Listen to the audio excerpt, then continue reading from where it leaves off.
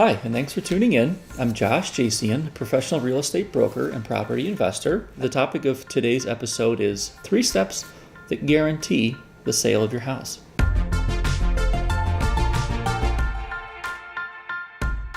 So the background here is that for the last couple of years it's been very easy to sell a home. Sometimes all you have to do is put a for sale sign in the yard, but those times are changing. Nonetheless, you can still sell your home and get a good price and make it as painless as possible if you follow these 3 critical steps. So the first step to consider is that your home has to be clean, no matter what kind of home you have. Even if it's potentially for rehab, it should be clean. In terms of why it needs to be so clean, it's just something I've noticed that my buyers will always remark if a home is clean. It's inherently perceived as more valuable. They look in the corners, they look on the counters, they look at the walls where kids run around and wipe their greasy fingers. It's hard to believe sometimes, but even a home that's going to be gut rehab will still sell for a little more if it's clean. Doesn't make any sense, but I think the perception from the buyer is that, hey, if a home is clean and what I can see is good, then this homeowner has taken care of some of the things behind the scenes. So plan on hiring cleaners if needed, but everything needs to be clean. The cleaner it is, the better it is. The second step is to declutter and stage. In terms of decluttering, you probably want to plan on removing 50% of what's in your home. So that means closets need to be not empty, but organized and have the minimum amount of stuff in them. You want closets to look open and big. In the kitchen, you want to have all of your counters cleared, so clear that people should walk in and even think that the counters were just installed. So literally nothing on the counters. No utensil holders, no coffee pots, etc. No microwaves especially. They need to be clear. Nobody wants to buy a home and then 6 months later, a year later, feel like they should have bought a bigger home. So that's the reason. We want to make everything look as big and as inviting as possible. And yet another reason is that keeping counters clear and even walls clear of personal pictures is that it allows the buyer to then imagine living in the home, decorating it how they want, or even bringing what personal items they have and putting there. So it's very important to keep clean and decluttered. Also, in terms of decluttering and staging, you should strongly consider using a professional stager. A professional stager will come in, spend about an hour, walk through, and they'll give you some very good tips and pointers on what pieces of furniture to remove, what particular pieces of decorations to perhaps buy from Target for $50, throw pillows, accent pieces, etc. They'll also give you an idea of what they would charge to come in and stage the home for you, where they would bring in their own furniture, leave it in there for a month or two, and then come remove it after you get a contract. The cost for such services is usually about $1,000 to $2,000. It's money well spent. You'll get your money back and then some, I guarantee it. Why is it so important to stage? They will buy furniture. They have lots of furniture in different styles, and they can best use their furniture to match the style of your home, because the goal is to create an allure to the home for the buyer so that they can buy a place and then feel cool and hip and trendy.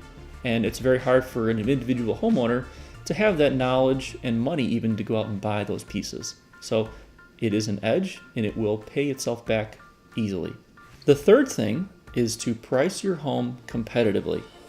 So I like to say you price this home as if you were the buyer. So you have to look at the competition, see where the competition's at.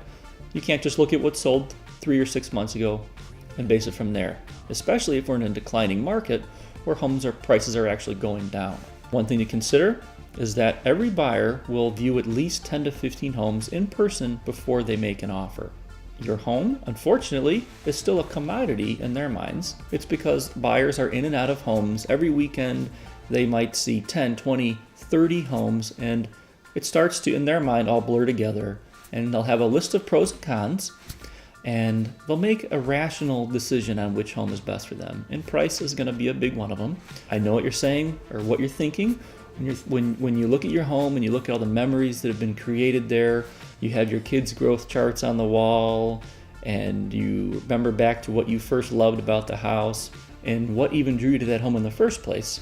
But unfortunately, It's just our perception as homeowners that our home is special and unique. I've made mistakes in the past with overpricing my own home. Price is going to be a big determining factor. And secondly, unlike 10, 20, 30 years ago, buyers will not just make an offer if they like a home unless they are willing to pay reasonably close to asking price. So if your home is listed at $300,000 and someone comes in and they love the home, but they feel like it's worth $280,000 versus what they've seen, you're probably not going to get an offer. If your home was priced at $285,000, you would definitely get an offer. Third thing is that in the world of real estate, most people buy their homes using loans, and to protect the value of that home for the bank, they'll do an appraisal.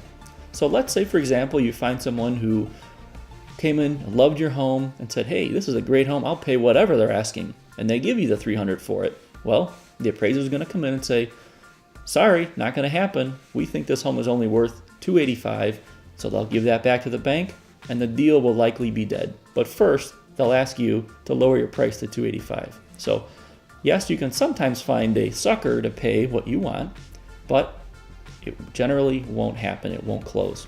And finally, you'll notice that good agents who are going to give you the best service and be the most knowledgeable in your market, are not going to want to take a listing if they're not convinced it will sell reasonably quickly. My promise to my clients is that I will help you sell your home as quickly as possible and for as most money as possible. If your home is overpriced, you will probably get less money in the long run than if you had priced it appropriately up front. The majority of views for any given home happen in the first few weeks. If you've missed your opportunity to get one of those buyers in the first 2 to 4 weeks of it being on the market, you'll get less for your home in the long run. So, to summarize, why should you price it right? The truth is, in this market, more than ever, a home priced as little as 5% over value can take 3 times longer and result in a lower price to you. As someone who has done several rehabs myself, I've learned uncomfortably that is the truth as well. I had a home that I thought was the greatest home and that people would love it, but I kept it too high for too long and took a loss on it. Whereas recently, I was able to sell a home right at market value by not being over aggressive in price and being realistic on where the market was at. It was staged, and the home sold in 3 days at asking price. So, yes, the market has declined from the glory days in the last few years, but if you do follow these 3 steps, I can guarantee that you will sell your home quickly. So if you're watching this on YouTube or Facebook, please feel free to leave additional comments or questions below. Happy to answer them. I will get to them. I love getting comments and questions from my audience. If you're tuning in an audio podcast, please go to www.joshuajacien.com. Finally, thanks again for listening, and catch you soon.